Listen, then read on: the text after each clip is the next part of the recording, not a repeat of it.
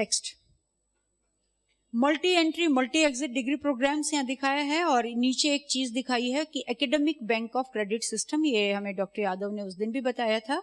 और क्रेडिट्स कैसे हैं वो हम जब उत्तराखंड सरकार की तरफ से आएगा एक बार पुनः हम वहां पर भी डील करेंगे इसको।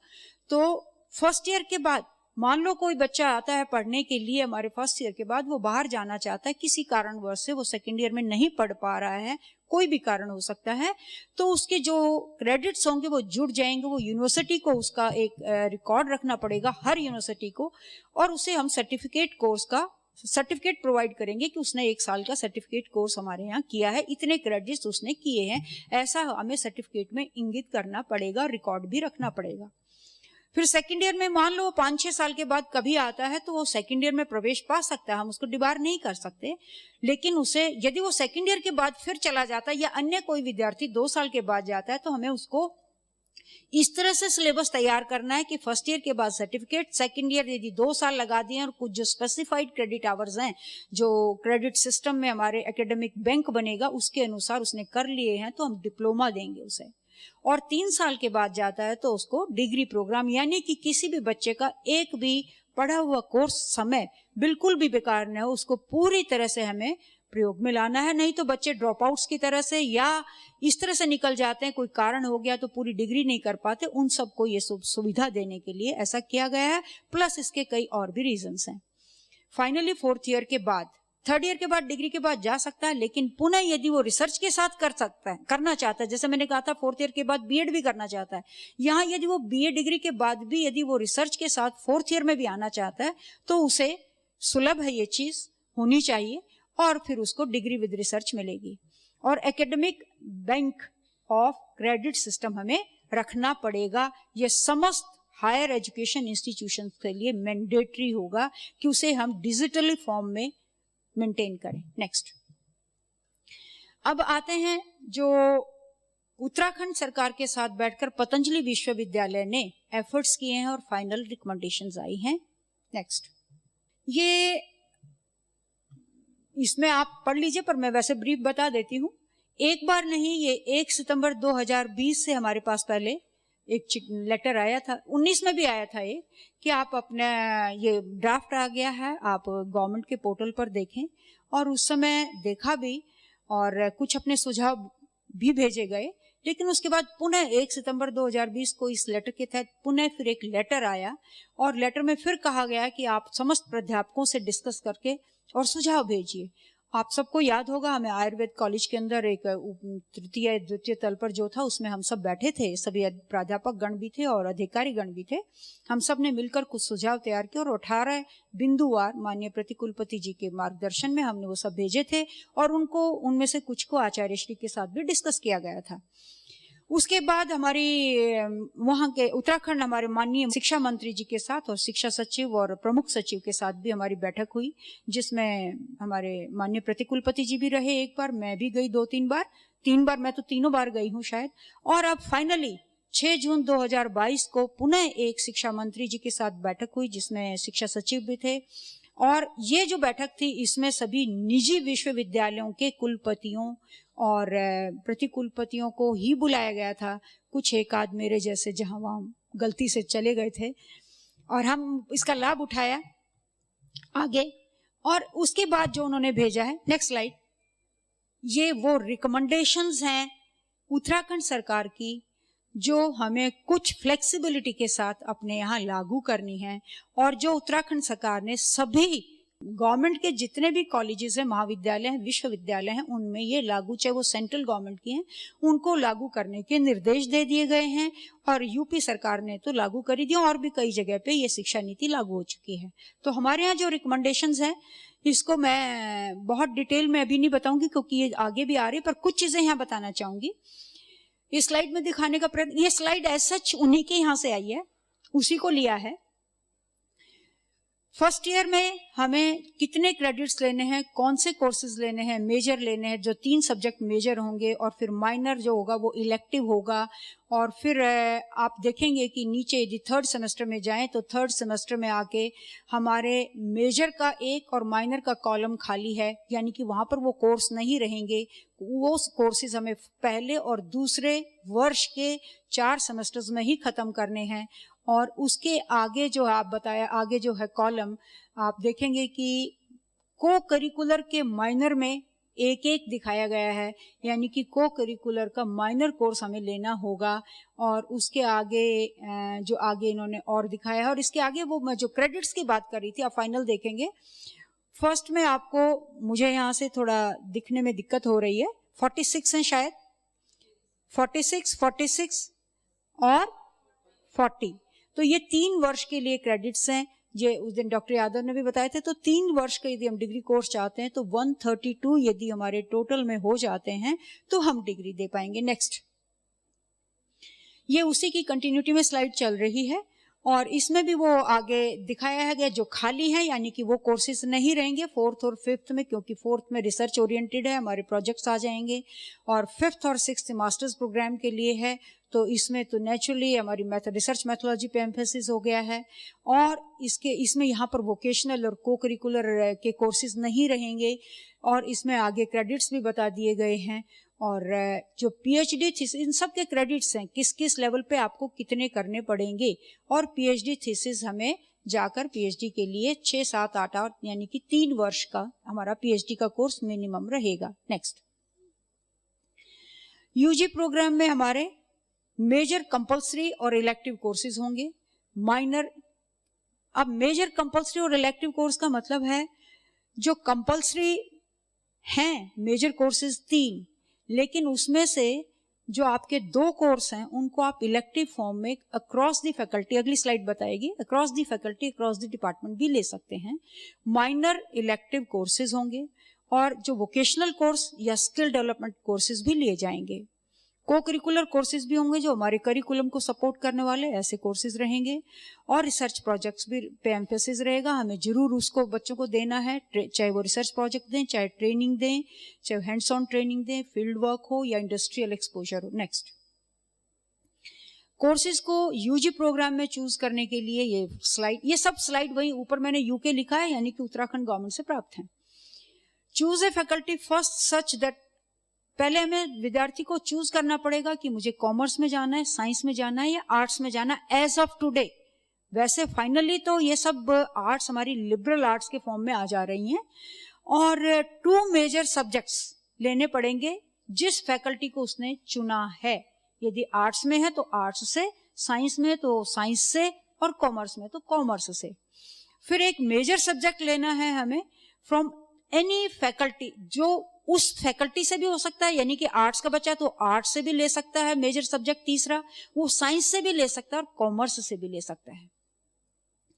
और फिर कहा है कि दूसरा एक माइनर जो इलेक्टिव होगा वो दूसरी फैकल्टी से भी हो सकता है और दूसरे डिपार्टमेंट से, सेम फैकल्टी के अंदर दूसरे डिपार्टमेंट से भी हो सकता है। फिर स्किल डेवलपमेंट का एक कोर्स लेना होगा, चाहे स्किल डेवलपमेंट लो चाहे वोकेशनल कोर्स हो, लेकिन वो पहले फर्स्ट 4 सेमेस्टर्स में ही लेना है। और ये जो कोर्स होगा ये 3 क्रेडिट का होगा, और टोटल 4 कोर्सेज होंगे, और एक कंपल्सरी को करिकुलर कोर्स होगा जो आपके करिकुलम को सपोर्ट देने वाला होगा, जो प्रत्येक सेमेस्टर में होगा। 6 कोर्सेज ऐसे होंगे, और फिर हमें रिसर्च प्रोजेक्ट देना है, या इंडस्ट्रियल ट्रेनिंग हो या सर्वे वर्क हो, या 3rd ईयर में जाएगा। नेक्स्ट,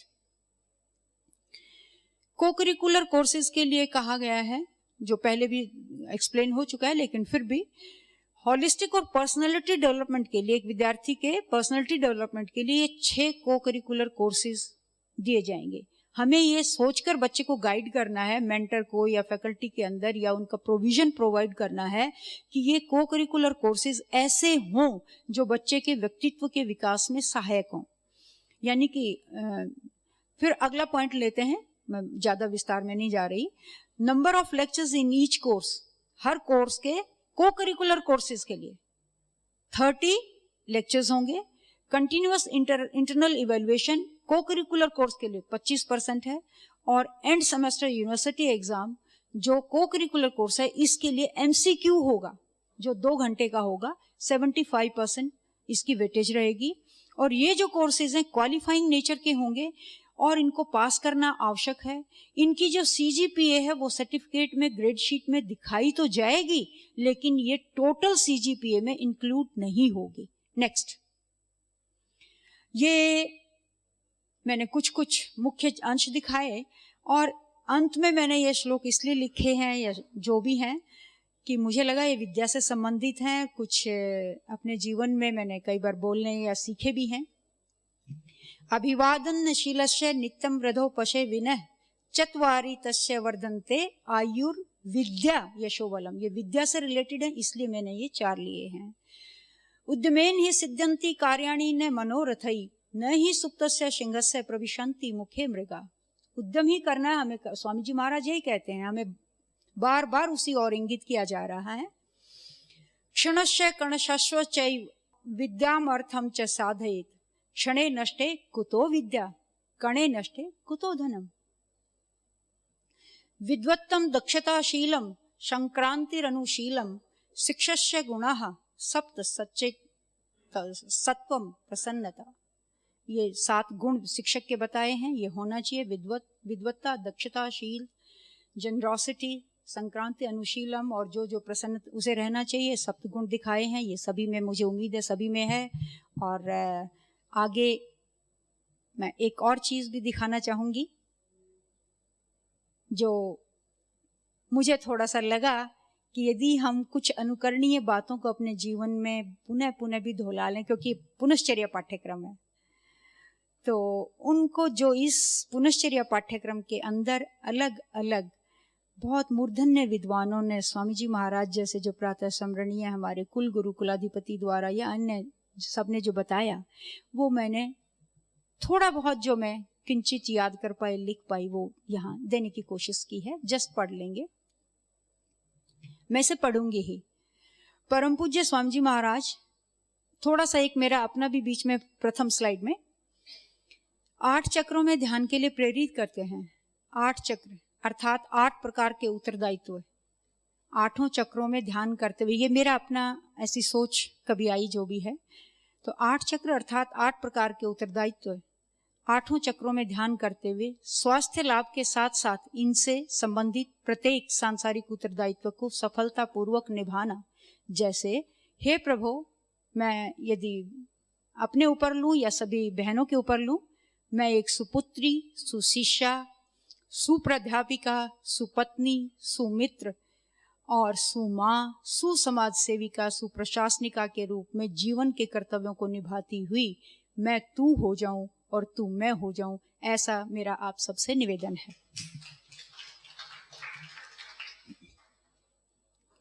परम पूज्य स्वामी जी महाराज, परम श्रद्धेय कुलाधिपति एवं सम्मानित विद्वान कुलपति जी, पूज्य साध्वी जी, हम सब के हृदय में इन सब के प्रति कृतज्ञता का भाव एवं आभार कि इस विश्वविद्यालय में आयोजित इस पुनश्चर्या कोर्स में प्रतिदिन के प्रारंभ से ही एक ऐसी भाषा के संभाषण को सीखने का सुअवसर मिला जिसको व्याकरण में अपवर्ग अर्थात मोक्ष का द्वार माना गया है, जो सब विद्याओं में पवित्र है अर्थात संस्कृत। साथ ही लगभग प्रत्येक रस का आरंभ प्रार्थना सहित संगीत रस के साथ हुआ। पुनश्चर्या पाठ्यक्रम को बहन संगीता जी एवं एक तरह से साध्वी बहन संध्या जी ने संगीत और नाट्य के ज्ञान और रस से भर दिया। नेक्स्ट, काव्य और नाट्य के आधार पर सरसता के साथ पढ़ाना, ये हम सबको बता रहा है, पुनः मैं याद दिलवा रही हूँ। काव्य और नाट्य के आधार पर सरसता के साथ पढ़ाना, आपने एक तरह से काव्य की तुलना गुड़ से की। किन्होंने? आचार्य प्रचेता जी ने की कि कड़वी दवाई अर्थात कठिन विषय को भी काव्य और नाट्य रूपी गुड़ के साथ पढ़ाना है। अध्यापक के पास दोनों होनी चाहिए, ज्ञान व संप्रेषण शक्ति। हर तरह के छात्र को जो पढ़ा सके, हर छात्र उसका आदर करे, वह अध्यापक है, ऐसा उन्होंने बताया। गुरु एक छाता है जिसे अपने इस शास्त्रों का संदर्भ देते हुए उन्होंने ऐसा बताया था। गुरु एक छाता है जिसे अपने शिष्यों की रक्षा करनी है, व्यसनों से रक्षा करनी है। अतः जिसके पास छाता है वह छात्र है। हमें अपने छात्रों को इसके लिए तैयार करना है। खंड खंड से बटी हुई भक्ति प्रभाव नहीं डालती, जैसा मैंने थोड़ी देर पहले भी कहा। वैसे तो बहुत कुछ बताया, पर जो चीज एक आध मैं दे सकी यहाँ पर। और जैसा स्वामी जी महाराज भी कहते हैं कि अखंड प्रचंड पुरुषार्थ करें, हमें ऐसा ही करना है। और माननीय प्रतिकुलपति जी ने ये भी बताया, यम नियम केवल व्रत या अष्टांग योग में लिखी गई यम नियम ही नहीं है, वो हमारे 10 महाव्रत हैं। इसके बाद हमारी पूज्य साध्वी जी ने बताया कि प्राध्यापक क्या है। प्राध्यापक विश्वविद्यालय की आत्मा है। आध्यात्मिकता के साथ अध्यापन का कार्य करना चाहिए। जब आत्मा सबल होगी, आत्मा को ही शरीर मिलता है, तो प्राध्यापकों को ये विश्वविद्यालय मिला है किस लिए? बहुत ऊपर जाने के लिए। नेक्स्ट, इन सब प्राप्तियों के हेतु अपने जीवन का प्रबंधन अच्छा करना होगा, जिसके लिए हर कार्य को जस्ट इन टाइम, जैसा रजत जी ने बताया था, ऐसा प्रबंधन करना होगा। अब प्रश्न आता है कि क्या दिन भर हमने समय पर सभी आवश्यक कार्य किए या हम कर पाए? मतलब आत्मनिरीक्षण का समय, या सरल शब्दों में कहूं तो स्वॉट एनालिसिस। बहुत ही सुंदर याद दिलाई डॉक्टर रजत जी ने। ये मुझे स्वॉट एनालिसिस पे एक और बात याद आ गई। जब मैंने प्रोसेस दिखाया न हमारी नेशनल एजुकेशन पॉलिसी का, कि उसमें 1986 के बाद हमारी सरकार ने जब 2015 जनवरी 2015 से उस पर सोचना प्रारंभ किया, तो ये स्वॉट एनालिसिस ही तो था। क्योंकि यूनेस्को ने जो गोल दिया उसमें हमारी वीकनेस थी, हम अभी नहीं पहुंच पाए थे। और मैकाले की शिक्षा पद्धति भी हमारी वीकनेस थी। और हमारी स्ट्रेंथ क्या है? प्राचीन शिक्षा पद्धति। तो हमारी प्राचीन शिक्षा पद्धति को स्ट्रेंथ के रूप में पहचान कर, हमारे यूथ को कि वो यंग इंडिया है, इस चीज को पहचान कर, हमारी आर्ट्स को, लिबरल आर्ट्स को पहचान कर, जो हमारी स्ट्रेंथ्स हैं उन सबको समावेशित करने की कोशिश की, उन वीकनेसेस को दूर करने के लिए जो भी रही। और ये एक अवसर था, ये एक अपॉर्चुनिटी थी। उस अपॉर्चुनिटी को बदल दिया रियल एक एजुकेशन पॉलिसी के माध्यम से अपने इंडिया को भारत बनाने के लिए, और ताकि ये वीकनेसेस हमारे थ्रेट्स न बन जाएं। तो मैं इस पूरी शिक्षा नीति को भारत सरकार के स्वॉट एनालिसिस पर भी इस तरह से देखती हूँ। और ये रजत जी ने हमें पुनः याद दिलाया था, ये हमें आत्मनिरीक्षण के लिए भी करने की आवश्यकता है। हमारे यहाँ तो प्रतिदिन सायंकाल को सोने से पूर्व डायरी लिखने की बात कही जाती है, इसी संदर्भ में आगे कहा है। तो हमें जानना है कि क्या पूर्ण कर पाए और क्या कमियां रह गई। चाहे वह शरीर के लिए योग व आहार की बात हो, या विश्वविद्यालय में, कक्षा में, मीटिंग में समय पर आना हो। यदि कहीं वीकनेस या कमी रह गई है तो उसे दूर करना है, अन्यथा कहीं ऐसा ना हो वो थ्रेट बन जाए। डॉक्टर यादव ने हमें याद दिलाया था कि रिफ्रेशर कोर्स, दिमाग को तरोताजा करना है, और हमें योग से भी अपने दिमाग को प्रातःकाल तरोताजा करना है।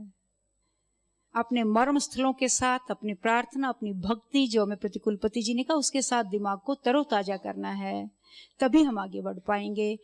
और होपफुली हम उन सब रॉन्ग चीज़ों को डिलीट करते जाएं, जो हमें यादव साहब ने याद दिलाई कि हम सभी रॉन्ग वंस को हम डिलीट करते जाएं। वैसे तो स्वामी जी महाराज कहते हैं ब्रेन के अंदर डिलीट का ऑप्शन नहीं होता, पर अपनी गलतियों को हम कम करते जाएंगे तो कम से कम संचय होगा, और राइट नॉलेज के साथ उसके स्थान पर हम भरते चले जाएं। नेक्स्ट, आचार्य डॉक्टर वारखेड़ी जी, जो कुलपति हमारे सम्माननीय यूजीसी के भी कमेटी में अध्यक्ष रहे, उन्होंने बताया, नई शिक्षा नीति के तहत विषय लेते समय वैदिक विज्ञान अर्थात वैदिक शास्त्रों को अधिक जोड़ना चाहिए। शास्त्र अतीन्द्रिय मेधा से लिखे हैं। उदाहरण महर्षि पाणिनि की व्याकरण दैहिक जीव के सामर्थ्य से परे का तत्व है। शास्त्रों को मिशन मोड में लेकर आना, ये हम सबको वो जिम्मेवारी देकर गए हैं। और महर्षि पतंजलि ने क्या किया? शास्त्रों को संरक्षण पद्धति से मिशन मोड में ले जाने का यही तो एक उदाहरण है। शास्त्र स्मृति से शास्त्र दृष्टि तक ले जाना यहाँ के प्राध्यापकों की जिम्मेवारी है, ऐसा उन्होंने कहा था। शास्त्र के तत्वों की पुनर्स्थापना केवल कक्षा में नहीं हो सकती, यानी कि हमें रिसर्च की ओर आगे बढ़ना है, हमें बहुत आगे जाना है। और उन्होंने स्वामी विवेकानंद जी का भी एक रेफरेंस दिया था कि शादी न करने का कारण, मैं किसी भी लड़की को देखता हूँ तो दुर्गा माँ दिखती है। यह एक दर्शन है जो हमें अपने आप में वास्तव में सबको लेकर जीना चाहिए। एक स्नातक को अपने जीवन का लक्ष्य दिखाना प्राध्यापकों व अधिकारियों की जिम्मेवारी है, उत्तरदायित्व है, ऐसा भी उन्होंने याद दिलाया। एक जिम्मेवारी हमारे कंधों पर डाली। विभाग के स्थान पर उन्होंने कहा अच्छा हो शाखा शब्द का प्रयोग हो, क्योंकि उसमें जुड़ने का भाव रहता है, विभाजन का नहीं। विभाग शाखा में परिवर्तित कर देना है, तो शाखा शब्द हो, इसका चयन हो या अन्य किसी का भी, हम इस दिशा में यदि सोचें तो एक अच्छी चीज उभर कर सामने आ सकती है। फिर उन्होंने उदाहरण दिया था शिव और गंगा का, और कहा था कि भार व वेग का वहन अध्यापकों के पास होना चाहिए, हमें वो वहन करना है। नेक्स्ट, स्वामी जी महाराज ने बहुत कुछ बताया, मेरे लिए शब्दों में यहाँ ले आना बहुत मुश्किल था, लेकिन फिर भी कुछ थोड़ी सी कोशिश की है मैंने।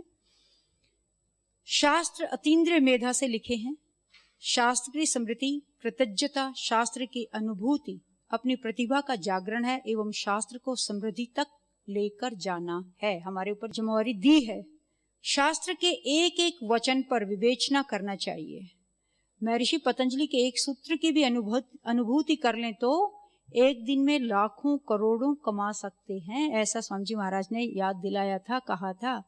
और ये भी कहा था संचार क्रांति योग दर्शन के 2 सूत्रों का ही परिणाम है, यानी कि हम सबको मोटिवेट करने के लिए कहा हम योग दर्शन पढ़ते हैं, यदि एक एक सूत्र को भी अनुभूति की तरफ लेकर चलें तो हम कहां से कहां पहुंच सकते हैं।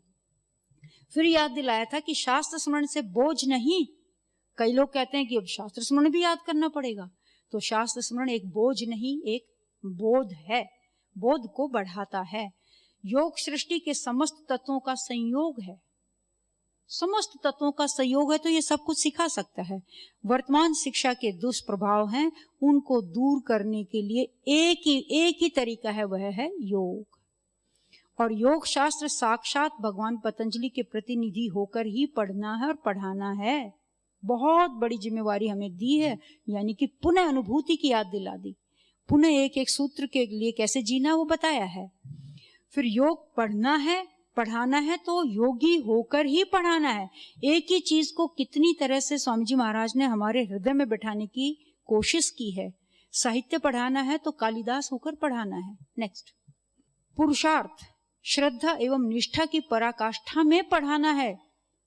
अष्टांग योग का पालन न करने वाला उसे पढ़ाने का अधिकारी नहीं है। योग बिना जिए पढ़ाया नहीं जा सकता। योग को जानना, करना व जीना है। यदि एक शिक्षक एक विषय को पढ़ाता है तो उसे अन्य विषयों का भी ज्ञान होना चाहिए। मल्टीडिसिप्लिनरी एजुकेशन की तरफ भी उन्होंने इशारा किया। जुनून वाले गुरुजन होने चाहिए, जुनून के बिना उस लक्ष्य तक पहुंचना मुश्किल है। और सब कुछ करते हुए, सब कुछ ऐसा करते हुए भी हमें कैसा रहना है, निर्भर रहना है और गुणातीत व्यवहार हमें करना है, जैसा स्वयं स्वामी जी महाराज ऐसा जीते हैं। और इसी के एंड में मुझे आचार्य जी की 2 बातें भी याद आ गई कि हमें प्रयास करना है। कोई बात नहीं, व्यवधान आएंगे, हम स्वामी जी महाराज के, आचार्य श्री के जीवन को देखें तो कितनी बार व्यवधान आए। वही बात यह कही जा रही है, दुनिया की हर वस्तु ठोकर लगने से टूट जाती है, परंतु कामयाबी ही है जो ठोकर खा कर मिलती है। और फिर आगे कहा, इसकी भी आप अपेक्षा मत करो कि आपको श्रेय मिलेगा। यही बात उनके जीवन से हम यदि ले लें, जितनी स्वामी जी ने, आचार्य जी ने कही है, तो लक्ष्य पूरित हो जाएगा कि श्रेय मिले न मिले, अपना श्रेष्ठ देना कभी बंद न करें। और इसके साथ मेरा सभी को धन्यवाद।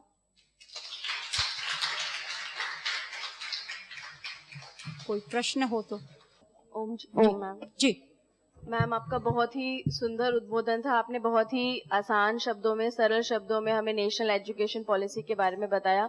मेरा एक छोटा सा डाउट था, वैसे तो आपने सब कुछ बहुत क्लियर कर दिया है, कि अगर कोई स्टूडेंट 1st या 2nd ईयर में एडमिशन लेके 2nd ईयर में ड्रॉप आउट कर जाता है और वो चाहता है कि मैं किसी दूसरे सब्जेक्ट में अब डिग्री लूं, तो क्या उसको 2 ईयर्स का बेनिफिट मिलेगा या उसको उस सब्जेक्ट में शुरुआत से करना पड़ेगा? ऐसा है कि यदि वो नए विषय, उन विषयों में से कुछ विषय उसने पढ़ लिए वो जोड़े जाएंगे। यदि वो ऑल टुगेदर सारे नए विषय लेता है तो वो फिर काम नहीं आएंगे। एक प्रश्न और है मैम जी, क्या इस नेशनल एजुकेशन पॉलिसी में कुछ जो गिफ्टेड चिल्ड्रंस होते हैं उनके लिए कुछ अलग से कुछ ऐसा, जो गिफ्टेड या कुछ डिफरेंशियली एबल्ड स्टूडेंट्स हैं, उनके लिए भी कोई प्रोविजन अलग आया ना, डिसएडवांटेज्ड बच्चों के लिए आया, शब्द 2 जगह आया, दोनों के लिए आया, सबके लिए है, हर एक के लिए, ऑल वर्ड बार बार आया। जी सर। ये भी न्यू एजुकेशन पॉलिसी के साथ जो पिछली बार माननीय यादव जी ने कहा था एबीसी एकेडमिक बैंक क्रेडिट का, जी, और अभी यूजीसी ने ये कहा हुआ है कि जो पीएचडी के लिए 4 ईयर पीएचडी प्रोग्राम जो है 4 year undergraduate 4 year programme के बाद इंटीग्रेटेड प्रोग्राम के बाद आप डायरेक्टली पीएचडी कर सकते हैं। अगर आपका सीजीपीए जो है 7.5 या उससे ज़्यादा है तो आप उसके इंटाइटलमेंट हैं। तो ये भी इंक्लूजन इसी में ही आएगा या अलग से ही इसका?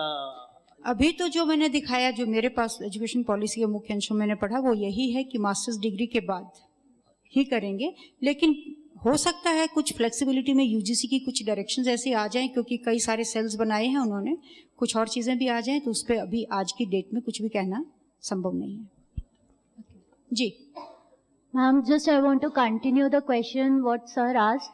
Ki you told for the PhD program after 4 years of bachelor degree you can pursue for PhD. Is it applicable for the medical degree course that after 5.5 years of medical degree course you can pursue directly for PhD or you have to do MD? प्रथम तो ऐसा मैंने नहीं कहा कि आप direct पे graduation के बाद आप पीएचडी में जा सकते हैं। सर ने कहा, वो भी आज की डेट में कितना संभव होगा इस एजुकेशन पॉलिसी के तहत मैं नहीं कह सकती, लागू होने पर पता लगेगा। दूसरी चीज़, अभी जब लागू नहीं हुई है, कई और चीज़ें भी सामने आएंगी मेडिकल एजुकेशन के लिए भी, तो धीरे धीरे देखते जाए, जो भी हमारे सामने आएगा उसको हम करेंगे। जी सही करूँगा। देखिए मेडिकल एजुकेशन में आप देखें एमबीबीएस या बीएमएस जो है 5.5 ईयर्स कितना होता है, हाँ, उसके बाद एमडी प्रोग्राम, एमडी में जब हम एमडी जाते हैं तो एमडी में जाने में आपका पीरियड तो नार्मली जो एमडी में कुछ जो कोर्सेज आपके डिफाइंड होते हैं, जैसे बायोस्टैटिस्टिक्स है या रिसर्च पैथोलॉजी है, अगर कोर्सेज एमडी के साथ अगर आपने करे हुए हैं तो उसमें कोर्स वर्क में आपको एग्जम्पशन मिल सकता है, only 6 months exemption.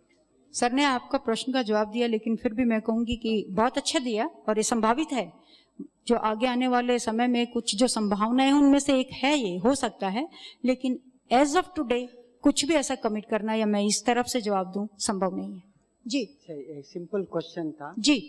Now little confusion, abbreviation stands for new education policy और national education policy? The nomenclature still remains National Education Policy. The year has been changed. That means new education policy 2020. New Education Policy we call it, papers में National Education Policy 2020-21. So it will be national only. Yeah. Next. Thank you. Ma'am, is there any difference between NEP 2020 and NEP? NEP, New Education Policy, हाँ. and the CBCS system of education? And I'm not getting it. CBCS. CBCS is a choice-based credit system which will be followed in here also. In National Education Policy, CBCS system will be continued. So is it a part of that NEP? This is the credit system only. We cannot say it is the part or not part. It is there. It will remain. Any other? Yes, ma'am. Yeah. Ji. Ma'am, in first slide that you have mentioned the YNEP. And your first slide जी एक that bar you have दिखा। mentioned the NEP. First index in that we have seen Human Development Index, that you have the only integer number there. Oh, sorry for that. Yeah, है ना? index And index similarly- नहीं रहना चाहिए था। Yeah, yes, that's there. So what is the significance of 116 divided by 130? What does it mean? Total 130. What 130? 130 number of the countries where out of which our ranking is 116. Okay, there are number of countries there. Yeah, total. Total. okay. जिसके base पे वो बनाया गया है। I think that you have missed the fractional number there in the first and second. The fractional number is missed there. Now 130 divided by something. This is index. That's Index? why. That's why. The first Yeah, one? yeah. This is from the source I have mentioned. From that source it has been taken. Source has been mentioned, and where this was like this only, and my emphasis was mainly on before for the education policy. Of course, others are also contributing, just showing it that our country Human Development Index is at Yeah, this that level, may which be is lagging behind. Yeah, 130. total number is Yeah, lacking. divided You by are right total there. number of You are right countries. there. Yeah. Total number is lacking. And second question is Total maybe number definitely will tell us that how far behind we are, and but still 132 is giving us a point of view that we still have to go so many miles there. yeah. Okay, thank you, man. Second one, total हो सकता है कि इसमें मैं गलत भी हो सकता हूँ, and maybe ये question significant भी हो सकता है, गलत भी हो सकता है. जी As we have shown the vision of the new education policy. जी, नेक्स्ट दिखाना विजन है जी. Yes. जहाँ तक मैंने पढ़ा है या जैसे भी कुछ होता है, that I think the vision is a single vision, and you have mentioned around 9 visions there. Yeah, that's what I told while explaining this slide, that this was a para, and this is a para still in the national education policy. I have, for the sake of making you all understand, I have distributed in different parts. That I explained right there. But that is a single paragraph. Yeah, that is a single para. Oh, thank you, ma'am. This gross enrollment ratio, which is calculated, it should take the total number of countries in the world, no? 130 countries gross. Gross enrollment ratio is for our primary and higher education institutions. That means out of 100, this is percentage, of course. Sorry, for that the percentage is missing. Yeah, this is percentage out of 100. See, I think so. Maybe still I'll have to check. Maybe I'll have to check. I cannot say. That is the ratio of the enrollment. Yeah, ratio, but I cannot say like in the primary schooling and the university. This is the in ratio. both.